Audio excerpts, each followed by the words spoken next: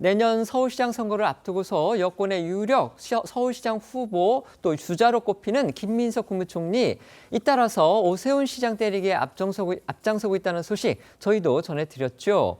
그런데 어제는요, 이 여당의 원로로 이재명 대통령의 정치적 멘토로까지 평가를 받는 이해찬 민주평통 수석 부의장이 또 가세하고 나서서 주목받았습니다. 특히 민주평통의 수석 부의장 자리는요, 정치적 중립성이 요구되는 그런 자리입니다. 그런 이 부의장이 거론한 게 하필 여전히 피해자 가족들한테는 트라우마가 강한 이 삼풍백화점 붕괴 사고여서 더더욱 논란이 큽니다. 그렇습니다. 1995년이죠. 조순 전 서울시장 밑에서 이 정무시장을 지냈던 이해찬 수석 부의장은 어제 국회에서 열린 그 민주당 서울시당 주최 행사에 강연자로 나섰습니다.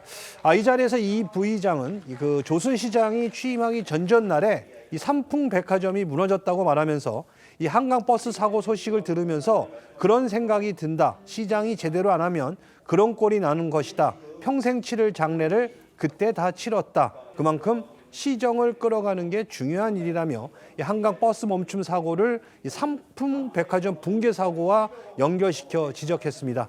관련 목소리 한번 직접 들어보시죠.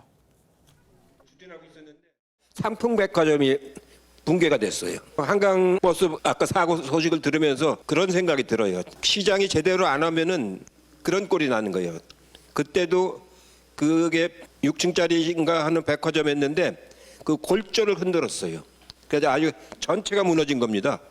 그만큼 시정을 끌어가는 게 중요한 일입니다.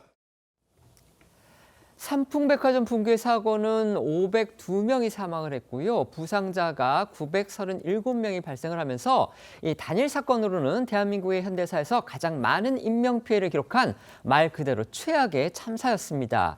물론 이 부의장의 발언 의도 이해할 여지가 없는 건 아닙니다. 하지만 그렇다고 해도 이 한강버스 사고는 천만다행으로 한 명의 인명피해도 나지를 않았는데 굳이 여기에 삼풍 참사를 대입시키는 게 맞는지 생각해 볼 여지는 있어 보입니다.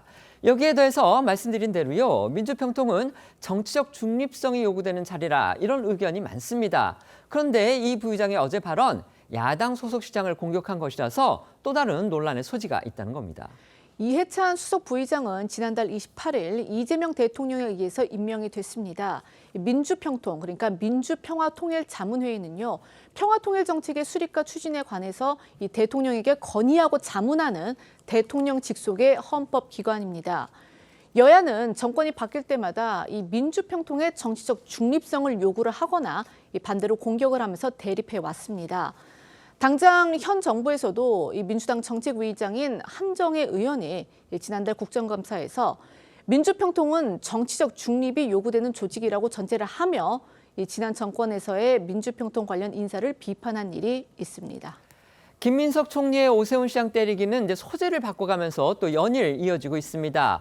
어제는요, 서울시가 광화문광장에 조성 중인 이른바 감사의 정원, 이걸 문제 삼고 나섰습니다. 네, 서울시는 올해 2월 6.25 전쟁 발발 75주년을 맞아 참전국에 대한 감사의 뜻을 담은 5.7에서 7m 높이의 조형물 22개를 세우는 감사의 정원을 조성하겠다고 밝혔습니다. 어제부터 착공에 들어간 현장에는 참전국을 상징하는 검은 화강암 기둥 22개가 설치될 예정입니다. 그러나 일부 시민단체와 여권에서 해당 조형물이 군대에서의 받들어 총 자세를 연상시킨다며 사업 철회를 요구해 왔고요. 관련해 김 총리는 어제 정부 서울청사에서 시민단체 인사들을 만난 뒤 감사의 정원 공사 현장을 찾았습니다. 김 총리는 세종대왕과 이순신 장군을 모신 공간에 받들어 총 석재 조형물 설치를 국민이 이해할지 의문이라며 종묘 앞 재개발 사업, 한강버스 사업에 이어 또 한 번 오세훈 시장의 역점 사업에 제동을 걸었습니다. 들어보시죠. 광화문은 대한민국의 얼굴이고 국가의 상징 공간이고 문화국가 대한민국의 어떤 미래 상징이기도 한 곳이라고 생각합니다. 보시다시피 지금 세종과 이순신을 모신 공간에 밭도로총 석재 조형물을 설치하는 것에 대해서 국민들께서 좀 이해하실지 좀 의문이 되고 지금은 대부분 모르셔서 그런데 좀 걱정도 됩니다. 조선일보가 오늘 이 여당의 오세훈 시장 스토킹 이런 사설을 실었습니다. 거기 내용을 보면은요, 이 사업의 경우에 서울시 권한과 책임이고 사업 예산도 전액 서울시가 부담을 한다. 그리고 이 사업은 이미 시민 의견 수렴 또 설계 공모 절차 등을 거쳐서 이미 착공까지 했는데 문제가 있다면 공사 시작 전에 했어야 되는 거 아니냐 지금 이렇게 비판을 하고 나섰습니다. 오 시장을 정조준한 여권의 포화가 이렇게 연일 확산을 하니까요. 국민의힘도 김 총리가 오 시장을 스토킹하고 있다면서 김 총리를 향한 역공을 시작했습니다. 그렇습니다. 국민의힘 서울 지역 국회의원들은 오늘 기자회견문을 통해 최근 김 총리의 행보는 대한민국 행정부의 책임자인지 아니면 민주당 선거대책위원장인지 헷갈릴 정도라며 김 총리가 노골적인 관권 선거 개입을 하고 있다고 주장했습니다. 신동욱 최고위원도 방송에 출연해서 최근 김 총리의 행보를 두고 오 시장의 스토커로 변신했다고 날을 세웠습니다. 들어보시겠습니다.